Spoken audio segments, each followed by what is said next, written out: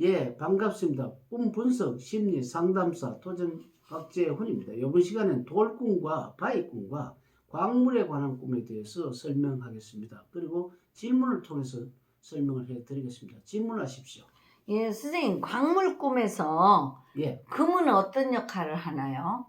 금이라는 것은 우리 지금 보면은 바위 속에 이렇게 금이 박혀 있지 않습니까? 그렇죠. 박혀 있기 때문에 금이라는 것은 그 돌 속에서 아주 귀한 것이 박혀가 있기 때문에 어떤 금꿈을 꾼다. 그러니까 금을 본다든지 금을 채광을 한다든지 이렇게 하는 경우에는 여러 개 중에서 자기가 하는 일, 사업이라는 그 중에서 아주 귀한 것을 끄집어내는 거죠. 이건 아이디어가 될 수도 있고요.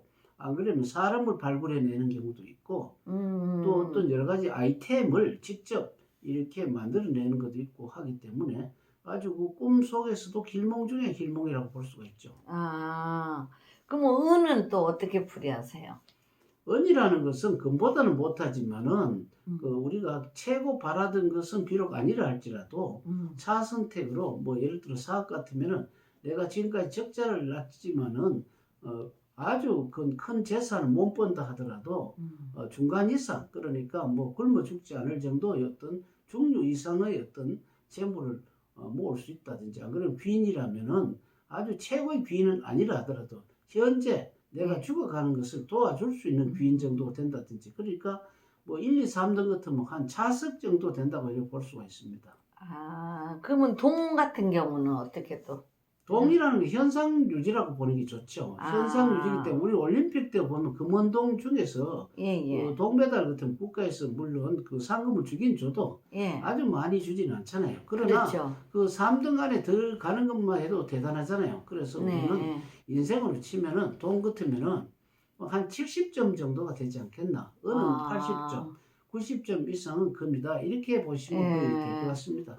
그럼 여기 이제 예를 들어서 내가 하는 일에다가 금을 꽂느냐, 은을 꽂느냐, 동을 꽂느냐 해서 이렇게 선택키가 1, 2, 3등으로 분해되네요. 예, 그렇죠.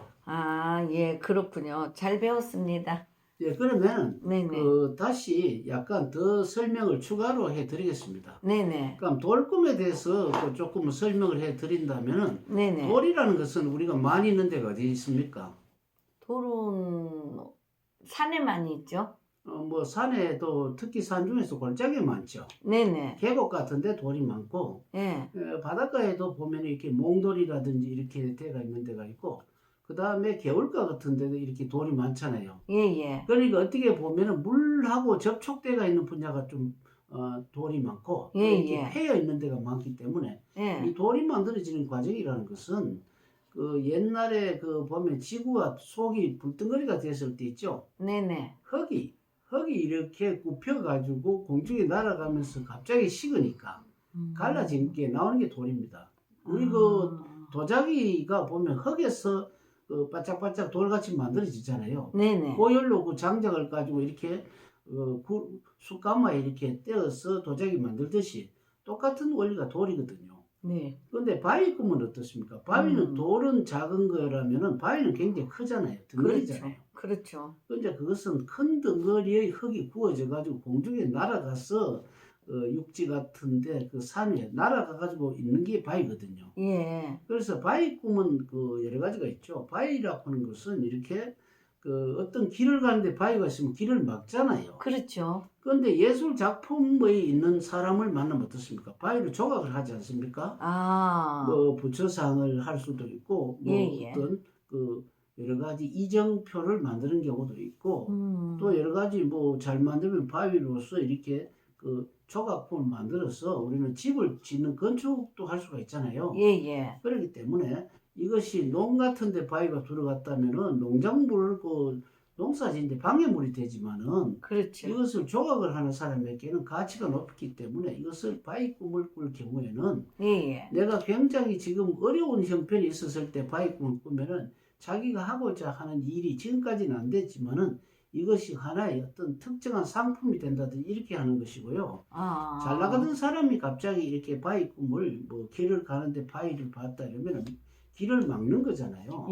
막는 거기 때문에 자기가 지금까지 했는데 옛날에 보안을 이렇게 허술하게 해가지고 이것이 오히려 법적으로 연관이 된다든지 바위에 눌린다든지 하면은 법적 구속을 받는다든지 이렇게 볼 수가 있고요. 네. 그 다음에 광물꿈이라고 있는데 광물이라는 것은 바위 속에서 뭐 금이나 은이나 뭐 아연, 구리, 납 같은 게 이렇게 섞여가 있는 거죠. 네네. 이게 광물이라고 그러거든요. 네네. 그래서 이 광물 꿈을 꾼다는 것은 우리가 그 속에서 채집을 해내가지고 이렇게 작업을 해야 되잖아요. 그렇죠. 그러니까 어떤 자기가 뭐 사업을 한다든지 했을 때는 그 남들이 하기 어려운 사업을 하기는 하는데 시간은 좀 오래 걸리지만 결국은 그것이 가치가 있잖아요. 예예. 미국 같은 데서 달나라 기지를 어떤 만들어서 네. 화성이나 금성 같은데 이렇게 뭐 이렇게 광물을 이렇게 수집해 온답니다. 물론 뭐 그 비행기를 가서 로봇 같은 걸 가지고 이렇게 가져온다는 말이 있거든요. 예예. 그래서 광물꿈은 채집하는 과정은 어렵지만은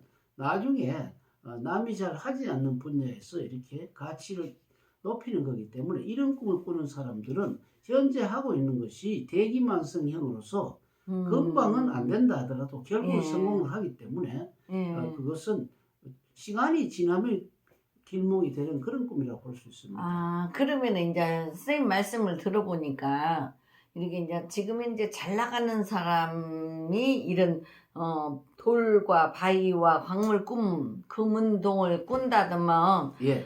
조금 잘 나가는 사람은 좀 이제 거기에서 따듬을 하는 말이 되고 예. 또 조금 현재까지 힘든 사람은 희망을 가지라는 그런 의미도 있네요. 예, 그런 것도 있고 실제 또 그 사람이 현재 상황을 가지고 현재 또 그것을 풀 수도 있습니다.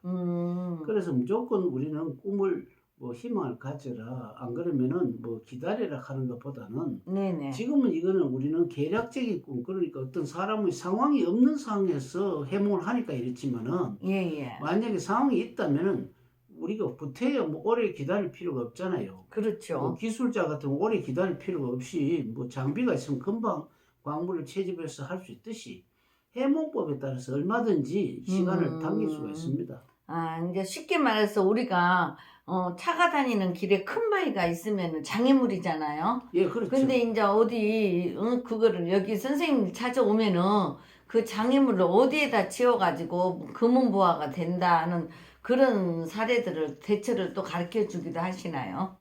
그렇죠. 바위를 가지고 오히려 뭐 장애물보다는 오히려 자재로 사용하면 돈이 되잖아요. 예, 알겠습니다. 잘 배웠습니다. 예, 그러면 다음 시간에는 인간관계의 꿈에 대해서 설명하겠습니다. 감사합니다. 감사합니다.